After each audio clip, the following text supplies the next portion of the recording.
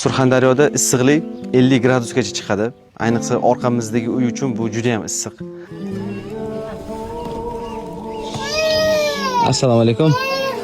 Qachondan beri yashaysiz opa bu yerda? 3 yil bo'ldi. Tirikchilik qayerdan deysiz opa? Kunlikdan.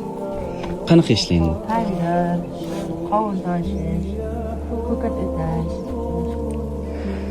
Uydagi sharoit. Norjon opamiz 4 nafar farzandlari bilan shu yerda yashaydilar. Satgan 3 yildan beri. Yaqinda svetlar ham yo'q edi, tortib kelib ro'zg'orlardan xabar olamiz va ming afsuski oilani boshi Rossiyada ishlayotganda yiqilib tushib boshidan jarohat olgan, shu lesadan yiqilib tushgan deyishdi. Ruhiy nosog'lom bo'lib qolgan. Xabaringlar bor, kichkina mahalla quramiz shu joyda. Shuni bitta like bosib qo'ying. Shu video ko'proq odamga yetib borishi uchun.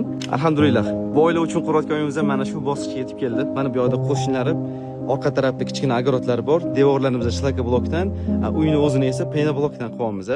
Bugun nima ovqat qildingiz, opa? Ovqat qilgan joydan.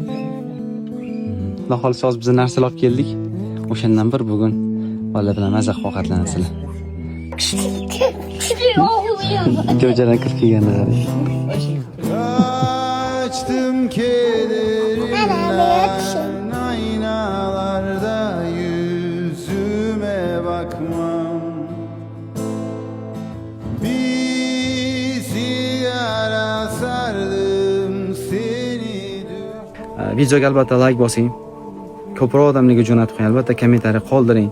Storiesizga repost qilishingiz juda katta yordam. Mana shu harakatlar ham juda katta yordam, iltimos. Bitta like kim o'ldiradi? Va eng muhimi ham shu.